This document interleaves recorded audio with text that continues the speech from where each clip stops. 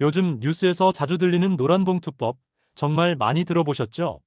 그런데 정작 이게 뭔지, 왜 이렇게 난리인지 제대로 아시는 분이 몇이나 될까요? 저도 처음엔 노란봉투가 뭔지 몰랐어요. 택배봉투인가 했죠. 그런데 알고 보니 이건 우리나라 노동자들의 오랜 꿈과 한이 담긴 법안이더라고요. 2014년 쌍용자동차 사태 때부터 시작된 이야기니까 벌써 11년이 지났네요.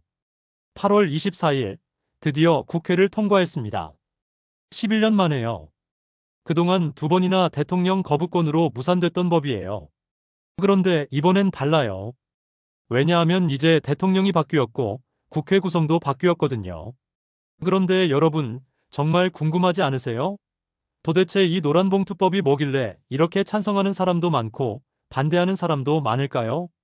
노동자들은 환호하고 경영자들은 걱정하고 정치인들은 싸우고, 오늘 이 시간에는 여러분이 노란봉투법에 대해 궁금해하셨던 모든 것들을 속 시원하게 풀어드릴게요. 어려운 법률 용어는 쉬운 말로, 복잡한 내용은 간단하게, 딱 우리 어르신들이 이해하기 쉽게 설명해 드릴 테니까요. 지금부터 집중해서 들어보세요. 분명히 이런 거였구나 하면서 무릎을 치게 될 거예요. 자, 먼저 왜 노란봉투법이라고 부르는지부터 알아볼까요? 2014년이었어요. 쌍용자동차에서 일하던 노동자들이 파업을 했어요. 회사가 어려워져서 사람들을 많이 해고했거든요. 그런데 정말 억울한 일이 벌어졌어요. 파업에 참가했던 노동자들 한 명 한 명에게 회사가 거액의 손해배상을 청구한 거예요. 얼마나 청구했는지 아세요? 한 사람당 몇억 원씩이었어요. 일반 노동자가 평생 벌어도 갚기 어려운 돈이에요. 그래서 많은 노동자들이 집도 잃고 가정도 파탄나고 심지어 목숨을 끊는 비극까지 일어났어요. 그때 시민들이 나섰습니다. 이건 너무하다. 우리가 도와야겠다. 그래서 성금을 모았어요. 그 성금을 노란 봉투에 담아서 전달했습니다. 왜 노란 봉투였을까요? 그냥 눈에 잘 띄는 색깔이었기 때문이에요. 이 노란 봉투가 상징이 됐어요. 억울하게 당하는 노동자들을 시민들이 함께 도와준다는 의미로요. 그래서 이 법을 노란봉투법이라고 부르게 된 거예요. 정말 마음 아픈 이야기죠? 그런데 여러분, 이런 일이 쌍용자동차에서만 있었던 게 아니에요. 우리나라 여러 곳에서 비슷한 일들이 일어났어요. 그럼 왜 이런 일들이 계속 일어났을까요? 우리나라 노동법에 큰 구멍이 있었기 때문이에요. 첫 번째 구멍은 뭐냐면 진짜 사장과 가짜 사장 문제예요. 무슨 말이냐 하면 요즘 많은 회사들이 직접 사람을 고용하지 않아요. 대신 하청업체를 통해서 일을 시키죠. 예를 들어볼게요. 큰 백화점이 있다고 해봅시다. 그 백화점에서 청소를 하는 아주머니들이 있어요. 그런데 이 아주머니들은 백화점 직원이 아니에요. 청소업체 직원이에요.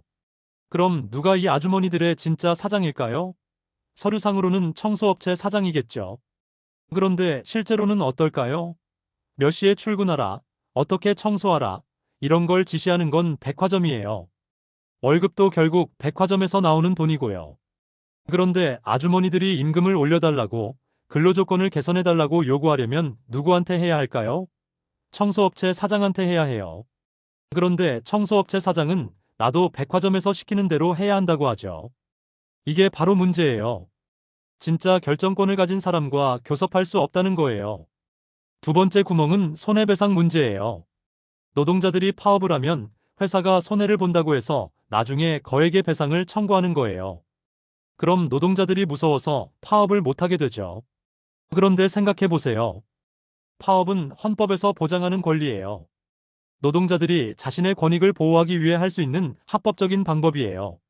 그런데 나중에 배상까지 해야 한다면 누가 파업을 하겠어요? 이제 본격적으로 노란봉투법이 뭘 바꾸려고 하는지 알아볼게요. 크게 네 가지예요. 첫째, 진짜 사장을 찾아서 교섭하게 해주는 거예요. 노동조합법 제2조를 바꿔서 근로계약 체결 당사자가 아니더라도 근로조건을 실질적 구체적으로 지배결정할 수 있는 자도 사용자로 인정하기로 했어요. 쉽게 말하면 아까 백화점 청소 아주머니 예시에서 백화점도 사용자가 될 수 있다는 뜻이에요. 왜냐하면 실제로 근로조건을 결정하는 건 백화점이니까요. 그럼 이제 청소 아주머니들이 노조를 만들어서 백화점과 직접 교섭할 수 있어요. 우리 임금 올려주세요. 휴식시간 늘려주세요. 이런 걸 직접 말할 수 있는 거죠. 둘째, 더 많은 것들을 가지고 교섭할 수 있게 해주는 거예요. 지금까지는 임금, 근로시간 같은 기본적인 것들만 가지고 교섭할 수 있었어요. 그런데 이제는 근로자의 근로에 영향을 미치는 사항까지 교섭할 수 있어요. 무슨 말이냐면, 예를 들어 회사가 앞으로 이 일은 로봇이 할 거야 라고 하면, 그로 인해 일자리를 잃을 수 있는 노동자들이 그럼 우리는 어떻게 되는 거냐, 다른 부서로 옮겨달라고 요구할 수 있다는 뜻이에요. 셋째, 노조 가입 자격을 넓혀주는 거예요. 지금까지는 해고된 사람은 노조에 가입할 수 없었어요. 그런데 앞으로는 해고의 효력을 다투는 자는 노조에 가입할 수 있어요. 즉, 해고가 부당하다고 생각해서 법원에 소송을 걸었거나 노동위원회에 구제 신청을 한 사람은 노조 활동을 계속할 수 있다는 뜻이에요. 넷째, 그리고 가장 중요한 것, 손해배상 청구를 제한하는 거예요. 앞으로는 노동자들이 합법적인 쟁의 행위를 했을 때 회사가 개별 조합원들에게 손해배상을 청구하거나 가압류를 신청할 수 없어요. 대신 노동조합 자체에만 책임을 물을 수 있어요. 노동계와 진보 정치인들은 이 법을 환영하고 있어요. 왜 그럴까요? 첫째, 노동자들의 기본권을 보장한다고 생각해요. 헌법에서 보장하는 단결권, 단체 교섭권, 단체 행동권을 제대로 행사할 수 있게 해준다는 거죠. 둘째, 노동 현실을 법이 따라간다고 봐요. 요즘 대부분의 일자리가 직접 고용이 아니잖아요. 파견, 용역, 하청 이런 식으로 고용되는 경우가 많은데 기존 법으로는 이런 노동자들이 제대로 보호받기 어려웠다는 거예요. 셋째, 노사관계가 더 민주적이고 대등해진다고 믿어요. 지금까지는 사용자가 너무 일방적으로 결정하는 경우가 많았는데 이제는 노동자들도 목소리를 낼 수 있다는 거죠. 넷째, 사회 전체적으로 갈등이 줄어든다고 생각해요. 대화할 수 있는 창구가 생기면 극단적인 갈등까지 가지 않을 수 있다는 논리예요. 하지만 반대하는 사람들도 많아요. 특히 경영계와 보수 정치인들은 강하게 반대하고 있어요. 첫째, 기업 경영이 어려워진다고 걱정해요. 지금까지는 하청업체하고만 얘기하면 됐는데 이제는 원청까지 나서서 하청업체 직원들과 교섭해야 한다는 거예요. 그럼 의사결정이 복잡해지고 시간도 오래 걸린다는 거죠. 둘째, 불법 파업이 늘어날 거라고 우려해요. 손해배상 부담이 줄어들면 노동자들이 더 쉽게 파업에 나설 거라고 보는 거예요. 셋째, 경제에 타격을 줄 거라고 예상해요. 파업이 늘어나면 생산에 차질이 생기고 그러면 우리나라 경제 전체가 어려워질 거라는 걱정이에요. 넷째, 특히 외국 기업들이 한국에서 철수할 수도 있다고 경고해요. 실제로 주한 유럽 상공회의소에서는 이 법이 시행되면 한국 시장에서 철수를 검토하겠다고 발표하기도 했어요. 국민의힘은 이 법을 시장 파괴 경제 내란법이라고까지 부르며 강하게 반대하고 있어요. 그런데 여러분, 이렇게 양쪽 주장을 들어보니까 어떠세요? 둘 다 나름의 이유가 있는 것 같지 않나요? 자, 그럼 이 법이 실제로 시행되면 어떤 일들이 일어날까요? 몇 가지 예시를 들어볼게요. 첫 번째 예시, 아파트 경비 아저씨들 이야기예요. 많은 아파트에서 경비 아저씨들은 관리사무소 직원이 아니라 경비업체 소속이에요. 그런데 실제로는 입주자 대표회의나 관리사무소장이 근무 시간, 업무 내용 등을 결정하죠. 지금까지는 경비 아저씨들이 불만이 있어도 경비업체와만 교섭할 수 있었어요. 그런데 이제는 입주자 대표회의와도 직접 교섭할 수 있게 될 수도 있어요. 두 번째 예시, 대형마트 계산원 이야기예요. 대형마트 계산대에서 일하시는 분들 중에는 파견업체 소속인 분들이 많아요. 그런데 언제 일하고 어떻게 일하라는 지시는 마트에서 하죠. 이제는 이런 분들도 마트와 직접 교섭할 수 있는 길이 열릴 수 있어요. 세 번째 예시, 배달기사 이야기예요. 요즘 배달 플랫폼에서 일하시는 분들 많잖아요. 법적으로는 개인 사업자지만 실제로는 플랫폼 회사의 통제를 받는 경우가 많아요. 이런 분들도 이제는 노조를 만들어서 플랫폼 회사와 교섭할 수 있는 가능성이 생겼어요. 하지만 중요한 건 모든 원청이 무조건 사용자가 되는 건 아니라는 거예요. 법에서는 실질적 구체적으로 지배 결정할 수 있는 자라고 했거든요. 즉, 정말로 근로조건을 결정할 권한이 있을 때만 사용자가 된다는 뜻이에요. 그럼 다른 나라는 어떨까요? 우리나라만 이런 문제로 고민하는 걸까요? 독일 같은 경우에는 이미 오래전부터 공동사용자 개념이 있어요. 여러 회사가 함께 노동자를 사용하는 경우에는 모두 사용자 책임을 진다는 거죠. 프랑스에서도 비슷한 제도가 있고 일본도 최근에 이런 방향으로 법을 바꾸고 있어요. 미국은 좀 다른데 개별주마다 법이 달라요. 하지만 전체적으로는 실질적인 고용 관계를 중시하는 방향으로 가고 있어요. 그러니까 우리나라만의 특별한 문제는 아니라는 거예요. 전 세계적으로 고용 형태가 복잡해지면서 나타나는 공통적인 고민인 거죠. 다만 우리나라는 그동안 이런 변화에 법이 따라가지 못했다는 점에서 늦었다고 볼 수 있어요. 이제 가장 실질적인 질문이에요. 이 법이 언제부터 시행될까요? 8월 24일 국회를 통과했고 9월 중순쯤 공포될 예정이에요. 그런데 바로 시행되는 건 아니에요. 6개월의 준비 기간을 두기로 했거든요. 그러니까 내년 2026년 3월 중순쯤부터 본격적으로 시행될 것 같아요. 그럼 그 6개월 동안 뭘 할까요? 고용노동부에서 세부적인 가이드라인을 만들 예정이에요. 어떤 경우에 사용자가 되는지, 어떻게 교섭을 진행해야 하는지, 이런 구체적인 기준들을 정하는 거죠. 기업들도 이 기간 동안 준비를 해야 해요. 자신들이 사용자에 해당하는지 검토하고 교섭 체계도 새로 만들어야 하고요. 노동조합들도 마찬가지예요.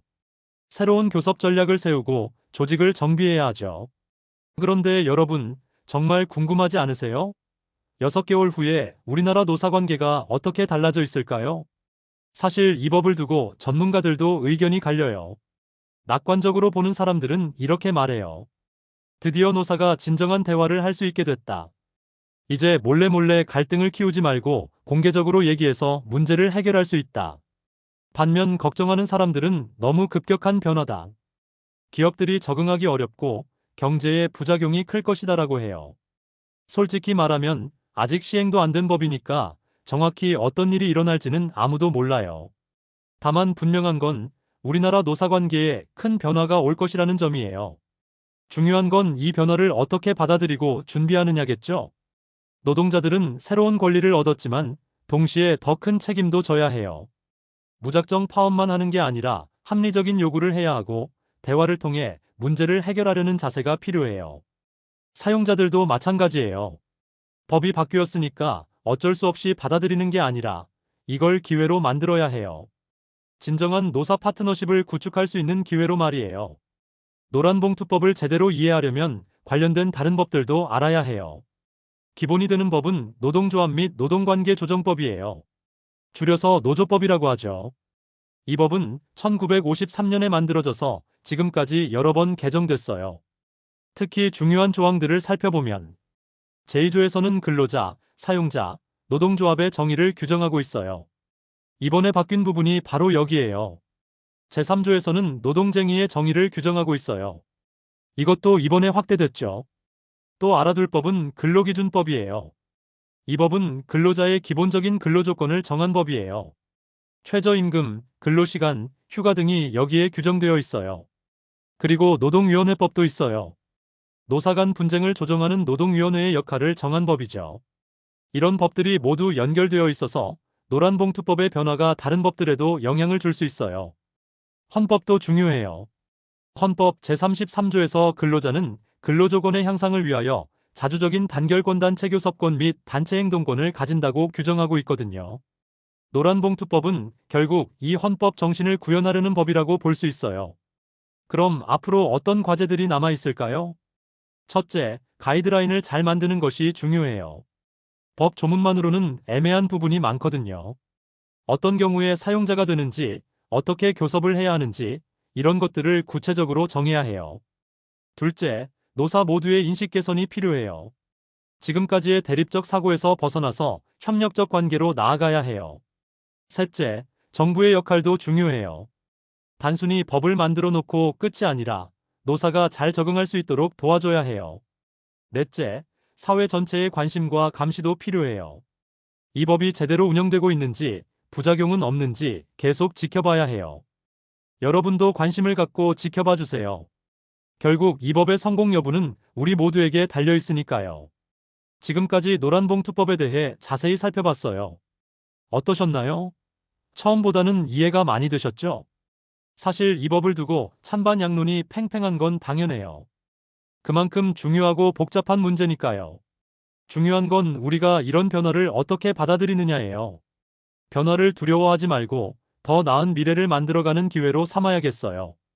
노란봉투법의 진짜 의미는 법 조문에 있는 게 아니라 그 정신에 있다고 생각해요. 서로 다른 입장에 있는 사람들이 대화를 통해 문제를 해결해 나가자는 거죠. 11년 전 쌍용 자동차에서 시작된 작은 노란 봉투 하나가 이렇게 큰 법이 되었어요. 그 안에는 수많은 노동자들의 눈물과 시민들의 따뜻한 마음이 담겨 있어요. 이제 우리 모두가 그 정신을 이어받아서 더 따뜻하고 공정한 사회를 만들어 나가야 할 때예요. 앞으로 6개월, 그리고 그 이후에도 계속해서 이 문제에 관심을 가져주세요. 여러분의 관심이 우리 사회를 더 나은 방향으로 이끌어갈 거예요.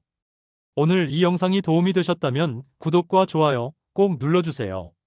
그리고 댓글로 여러분의 생각도 들려주시고요. 노란봉투법에 대해 더 궁금한 점이 있으시면 언제든 질문해주세요. 앞으로도 여러분이 알아야 할 중요한 이슈들을 쉽고 정확하게 알려드리겠습니다. 감사합니다.